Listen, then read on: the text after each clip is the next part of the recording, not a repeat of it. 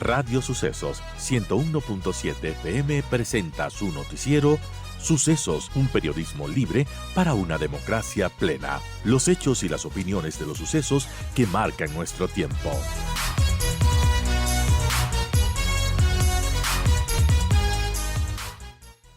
8:51 y tenemos, los últimos 10 minutos del programa para analizar lo que está pasando en las audiencias en la Corte Constitucional. Ayer, el juez José Luis Terán instaló la audiencia telemática en la que se trataron 26 demandas contra la Ley de Integridad Pública.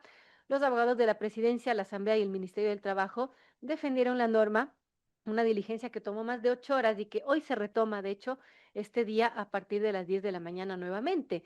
El juez José Luis Terán decía que es la primera vez que ve tantas demandas contra una ley juntas, a lo que, la abogada de la Asamblea defendía esto y decía que, se están haciendo cambios estructurales importantes, necesarios, y que por eso, pues, hay reacciones, siempre hay reacciones cuando se hacen las cosas. En fin, esto quizás no satisfizo a los jueces, quienes increparon si la norma cumple con el objetivo de la unidad de la materia por la que fue planteada, y bueno. También preguntaron si se garantizó la participación de la sociedad civil, de las autoridades de la judicatura, la fiscalía y demás. La audiencia continúa, no sabemos qué va a pasar porque estas normas se siguen tratando en la Corte Constitucional, pero bueno, tenemos elementos para analizarles y estamos con el abogado Javier Palacios, abogado experto constitucionalista, quien nos va a dar su criterio respecto a, las dos audiencias que se han dado. Ayer por la Ley de Integridad Pública, anteayer por la Ley de Solidaridad que regula el conflicto armado interno, y a su criterio, abogado Javier Palacios, ¿qué cree que suceda con este tratamiento de estas leyes, tomando en cuenta que la Corte Constitucional suspendió de manera provisional 17 artículos de ellas y que, eso está en stand-by hasta que puedan resolver justamente la constitucionalidad o inconstitucionalidad de estas normas? Bienvenido, Javier Palacios, gracias por acompañarnos. Muy buenos días, Verónica. Un gusto compartir con usted. A ver, yo creo que la tónica en las dos normas es un poco diferente, ¿no? Más allá de que circunscriben un mismo punto que es la unidad de materia y la urgencia económica. En la ley de solidaridad, en la audiencia, más bien la preocupación que se vio de la Corte Constitucional fueron dos elementos. Ujú. Preguntó sobre la urgencia económica, no ahondó mucho en esto, pero en lo que más preguntó en la ley de solidaridad es por qué se configura el denominado conflicto armado interno no internacional. Y allí yo creo que la corte va a ser el debate de fondo. ¿Por Claro. qué? Porque la ley de solidaridad, lo que activa la ley de solidaridad esencialmente es la declaratoria de conflicto armado interno no internacional. Y si no se permite esta activación, básicamente el cuerpo normativo carece de eficacia. Y allí será donde la Corte debata. La Corte creo que tiene dos posiciones para analizar. El Ejecutivo que ha dicho que esto es el Ejecutivo y el Legislativo han dicho que esta es una declaratoria únicamente para activar el cuerpo normativo y no para declarar una guerra formal en términos del derecho internacional humanitario. Y del otro lado que han sostenido que no se ha configurado, que la Corte ya ha dicho que en los estados de excepción no ha configurado. Yo creo que ahí el debate de la Corte sí es interesante porque en realidad la Corte podría llegar a la conclusión de que si bien no es un conflicto armado interno, no internacional, es una declaratoria, podría modular la norma De para acuerdo. señalar lo que se activa sí, solo sí, para la ley Ujú. de solidaridad y no otras disposiciones. En cambio, en la ley de integridad pública, bueno, el debate continúa, son numerosas las demandas que se han 26 puntos presentado. que se están tratando ahora mismo, pero faltan, entiendo, 5 otras adicionales que me imagino, se tratarán en otra audiencia, no sé. Así es. Yo creo ahí, el debate esencialmente en la ley de integridad se centró en la unidad de materia, ¿no? Así es. El que básicamente hay muchas disposiciones ciertamente dispersas al objeto que era la ley de contratación pública inicialmente. Y en esto creo que la Corte ahondará. Y me da la impresión de que este puede ser un elemento decidor de la Corte Constitucional, la unidad de materia, teniendo en cuenta que en la Ley de Integridad Pública, que regula varias cosas y regula ciertas cosas discutibles, como el tema de la emergencia judicial, la Corte únicamente suspendió la disposición de que las cooperativas se transformen en bancos, ¿no? Claro. Y este puede ser un indicativo de que la Corte capaz está analizando las normas únicamente periféricas porque respecto a la ley de contratación pública, que es del cuerpo principal, no se ha topado mayor alegación. Bueno, veamos qué sucede con esto. A su criterio, ¿estas normas son inconstitucionales o se podría de alguna manera, como usted dice, modular ciertos temas, otros quizás no aceptarlos? ¿Cómo lo ve usted? A ver, yo creo que la ley de solidaridad sí enfrenta una decisión la Corte para eventualmente, si lo considera, poder modular las disposiciones de esta norma.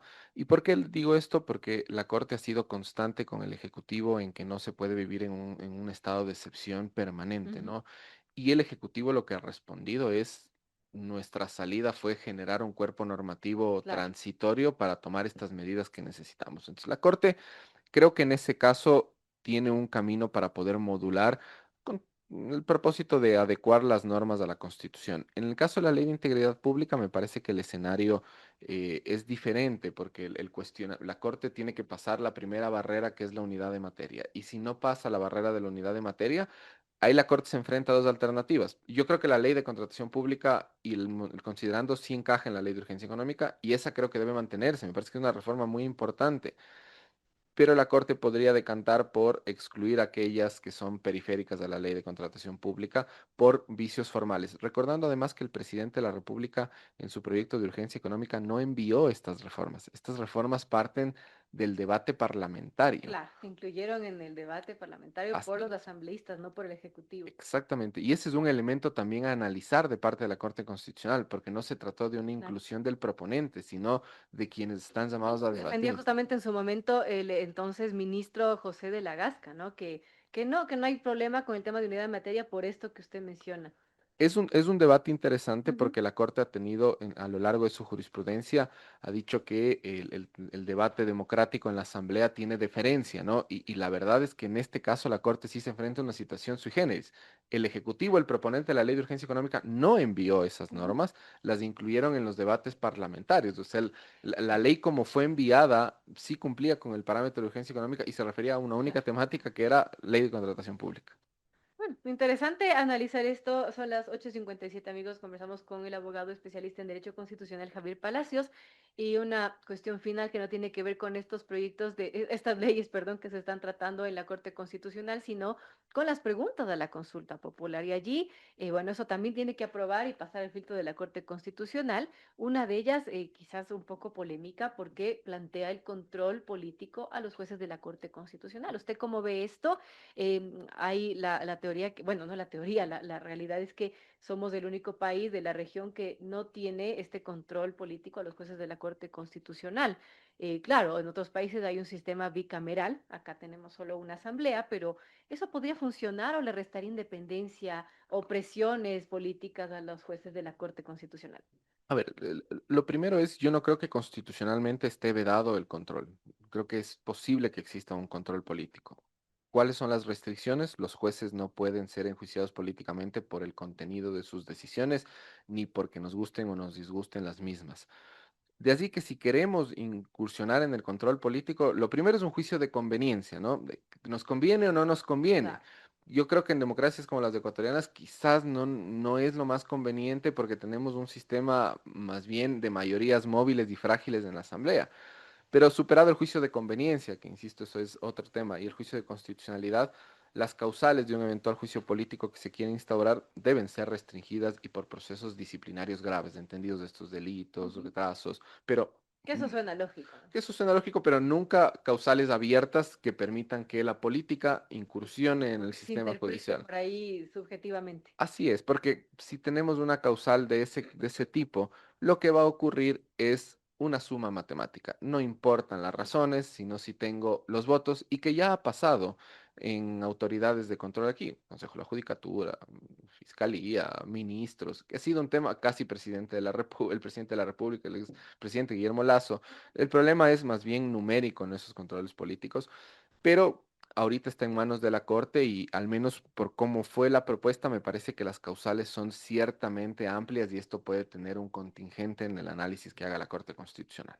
Bueno, estaremos pendientes, se nos acabó el tiempo para analizar otras preguntas que también contiene esta consulta popular que tendrá que obviamente ver qué dice la Corte Constitucional primero para luego ya ver si es que se da o no, porque puede ser que muchas se vayan por el tratamiento de la Asamblea Nacional y allí no nos den los tiempos para plantear estas consultas en diciembre como se estaría pensando realizar. Pero bueno, esto será un debate para más adelante. Yo quiero agradecerle al abogado Javier Palacios, abogado constitucionalista, por acompañarnos en esta mañana.